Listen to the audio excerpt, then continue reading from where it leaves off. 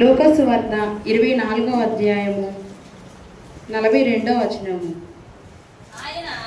ఆయనను చూచి యేసు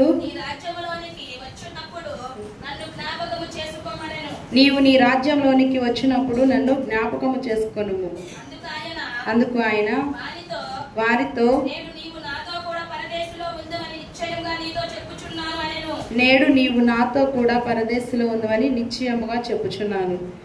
చూడండి, దేవుని కృపను బట్టి ఆయన ఏం మాట్లాడుతున్నారంటే, నన్ను క్షమింపుము, నీ రాజ్యంలోనికి నీవు వచ్చినప్పుడు నన్ను జ్ఞాపకము చేసుకోమని మాట్లాడినప్పుడు వారితో నేడు నీవు నాతో కూడా పరదేశంలో ఉందని నిశ్చయముగా వారితో చెప్పుచున్నాను. అయితే ఆ దొంగ ఆ క్షణంలో బాప్తిస్మం పొందలేదు, కానీ ఆయన నేడు నీవు నాతో కూడా పరదేశంలో ఉందని మాట్లాడి ఉన్నారు. ఎలా మాట్లాడి ఉన్నారు? ఎలా ఆయన రాజ్యంలో ప్రవేశించడానికి దేవుడు అనుమతిని ఇచ్చాడు అంటే, యెషయా గ్రంథము 53వ అధ్యాయము 5వ వచనము. మన అతిక్రమ క్రియలను బట్టి అతడు గాయపరచబడెను, మన దోషములను బట్టి నలుగుగొట్టబడెను, మన సమానార్థమైన శిక్ష అతని మీద పడెను, అతడు పొందిన దెబ్బల చేత మనకు స్వస్థత కలిగెను. చూడండి, మన అతిక్రమములను బట్టి అతడు గాయపరచబడెను. మనం చేసిన పాపమును బట్టి ఆయనే గాయమును పొందాడు. మనం చేసినటువంటి శిక్షను, సమానార్థమైనటువంటి శిక్షను అతని మీదే పడవేసుకున్నాడు. మనం ఏ స్వస్థత కలిగి ఉన్నాము? శరీరానుసారమైన స్వస్థతను కలిగి ఉన్నామా, లేదా ఆత్మానుసారమైన స్వస్థతను కలిగి ఉన్నామా అంటే, ఇక్కడ పైన మాట్లాడిన మాటలో అదే లూకాసు వార్తలో 24వ అధ్యాయం 40వ వచనంలో మనకైతే ఇది న్యాయమైనదే, మనము చేసిన వాటికి తగిన ఫలమును మనము పొందుచున్నాము. చూడండి, ఇరువురు కూడా చాలా శిక్షను పొంది ఉన్నారు. మనకు ఆ శిక్ష సమ్మతమే, కానీ ఈయన ఏ నేరము చేయలేదు, ఈయన ఎందుకు శిక్షను అనుభవించాలి? ఒక దొంగ ఆయన్ని దూషిస్తున్నాడు, నీవు రక్షించుకొని నన్ను కూడా రక్షించమని దూషించినప్పుడు అలా కాదు అని వేరొక దొంగ తనని గద్దించి, మనకి ఈ శిక్ష సమ్మతమే, మనం పొందవలసిన వారము, కానీ దేవుడు పొందాల్సినంత అవసరం లేదు, ఆయన ఎందుకు మన కొరకు శిక్ష పొందుతున్నాడు అని మాట్లాడుచున్నాడు. మనకైతే ఈ శిక్ష న్యాయమే, మనము చేసిన వానికి తగిన ఫలమును పొందుచున్నాము, కానీ ఈయన ఏ తప్పిదమును చేయలేదు అని చెప్పాను. ఆయనను చూచి యేసు నీవు నీ రాజ్యంలోనికి వచ్చినప్పుడు నన్ను జ్ఞాపకం చేసుకోమని ఆ క్షణమందే వేరొక దొంగ దేవుణ్ణి అర్థిస్తున్నాడు. అర్థించినప్పుడు ఆయన అర్థించిన రీతిగా ఆయన క్షమాపణ కలిగి ఆయనను అర్థించాడు అని దేవునికి తెలుసు. సమస్తము ఆయన మూలంగానే కలిగింది, ఆయనకు సమస్తము తెలుసు. అందుకోసమే ఆయన పలికి ఉన్నాడు, నేడు నీవు నాతో కూడా పరదేశంలో ఉండు అని చెప్పేసని ఆయన మాట్లాడి ఉన్నాడు.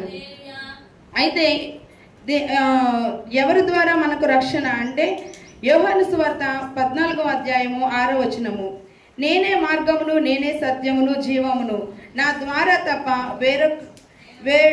వేరెవడు తండ్రి యొద్దకు రాలేడు. అంటే ఆయన ద్వారా మాత్రమే మనము తండ్రి యొద్దకు చేరుతాము. ఇప్పుడు మనం ఎవరు పిలిచారు నా రాజ్యంలో నీవు ఉంటావని? దొంగని దేవుడే తన మాటలతో తనకు చెప్పాడు, నేడు నీవు నాతో కూడా పరదేశమై ఉందని. చూడండి, నేనే మార్గమును, నేనే సత్యమును, నేనే జీవమును అని మాట్లాడి ఉన్నాడు. అయితే ఇప్పుడు ఎప్పటి వరకు ఉంటాడు? ఇప్పుడు తన దొంగతో పాటు దేవుడు ఉన్నాడు కాబట్టి అప్పటి వరకే ఉంటాడా? మనకి రక్షణార్థం ఏంటి అని మనం మాట్లాడుకున్నట్లయితే, మత్తయి సువార్త 28వ అధ్యాయం 20వ వచనంలో దేవుడు ఎప్పటి వరకు ఉన్నాడు అంటే, యుగ సమాప్తి వరకు ఉన్నాడు. అంటే మన జీవిత కాలం ఉన్నంత వరకు మనతో కూడా దేవుడు ఉన్నాడు. యుగ సమాప్తి వరకు అంటే మన జీవితంలో కూడా మనలను రక్షించే దేవుడు ఆయనే. మనలను కూడా పరదేశంలోనికి చేర్చువాడు ఆయనే. ఆయన ద్వారా మనము కూడా రక్షణలోనికి, పరదేశంలో ఉండడానికి మనము ఆయన ద్వారా చేరుకుంటాము. మరియు ఇంకొక వచనము, కీర్తనలు 25వ అధ్యాయము 11వ వచనము. యెహోవా నా పాపము బహు ఘోరమైనది, నీ నామమును బట్టి దానిని క్షమించుము. నా పాపం ఎలాంటిదంట? బహు ఘోరమైనది. మనం కొంచెం పాపం మనం చేస్తుంది, మన పాపములను బట్టి ఆయన ఎన్నో దెబ్బలు, ఆయనకు పడిన దెబ్బలు ఎలాంటి దెబ్బలు అంటే వీధులలో అంతా కూడా తిరిగి ఎన్నో దెబ్బలు పొందినప్పుడు మనమైతే ఈ దెబ్బలు నేను తిన్ను, నేను వెళ్ళిపోతాను అంటాము. కానీ తండ్రి చిత్తం అది కాదు. ఆయన చిత్తంలోనికి ఆయన వెళ్ళాలి కాబట్టి ఆయన చేసినది అంతయు కూడా ఆయన తండ్రి ఆధీనంలో చేసి ఉన్నాడు. మన ఘోరమైన పాపములు చూడండి, యేసు నా పాపములు బహు ఘోరమైనవి, నా దోషములను బట్టి దానిని క్షమింపు అని చెప్పేసి అని మాట్లాడి ఉన్నాడు. అయితే దేవుడు లేట్ చేస్తాడా మన పాపములను క్షమించడానికి? లేట్ అవుతుందా? చూడండి, పేతురు రాసిన 2వ పేతురు 2వ అధ్యాయము 8-9 వచనాలు. 2వ పేతురు 2వ అధ్యాయము 8-9 వచనాలు.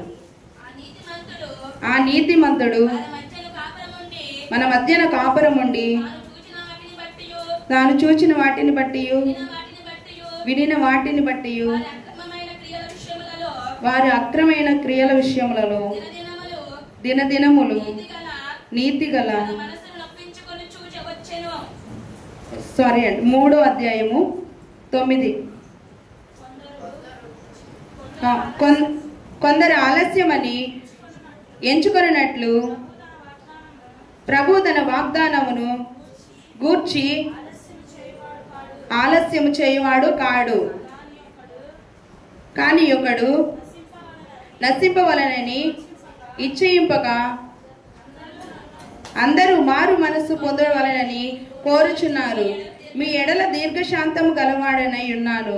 అయితే ప్రభు దినమున దొంగ వచ్చినట్లు వచ్చును. ఆయన మనకు కార్యము చేయడానికి 1 సంవత్సరం కాదు. ప్రియులారా, ఒక సంగతి మరిచిపోకుడి, ఏలయనగా ప్రభు దృష్టికి 1 దినము 1000 సంవత్సరముల వలె ఆయను 1000 సంవత్సరములు 1 దినము వలె ఉన్నవి. అయితే ఆ దొంగ 1000 సంవత్సరాలు ఉన్నాడు ఆ దేవుడితో పాటు? లేడు, 1 రాత్రి వరకే ఉన్నాడు. కానీ 1 సంవత్సరము 1000 దినముల వలెను, 1000 దినములు 1 సంవత్సరముల వలెను ఉన్నాయని దేవుడు మాట్లాడుచున్నాడు 8వ వచనంలో. ఆయన 1 రాత్రిలోనే దేవునితో మాట్లాడి నీ రాజ్యంలో నన్ను చేర్చుకోమన్నప్పుడు దేవుడు తన రాజ్యంలోనికి ఆ దొంగను కూడా నేడు నీవు నాతో కూడా పరదేశంలో ఉండు అని మాట్లాడి ఉన్నాడు. ఈ రోజు ఉదయాన్నే ఒక సహోదరి నాకు ఒక వాగ్దానమును పంపించింది. అంటే అది ఒక వాక్యము. చేప సముద్రంలో ఉన్నప్పుడు ఉప్పు నీటిలో ఉంటది, కానీ ఆ ఉప్పు నీటిలో ఉన్నప్పుడు తనకు ఉప్పుదనం అంటదు. కానీ మానవులుగా ఈ లోకంలో మనం ఉంటున్నాము, కానీ లోకంలో పాపం అనేది ఉంటుంది. కానీ మనుషులుగా ఉన్న మనము ఉప్పుదనాన్ని ఎందుకు అంటించుకుంటున్నారు అనే వాక్యాన్ని నాకు పంపించింది. దేవుడు ఎంతగానో సృష్టించిన ఈ సృష్టి అమూల్యమైనది.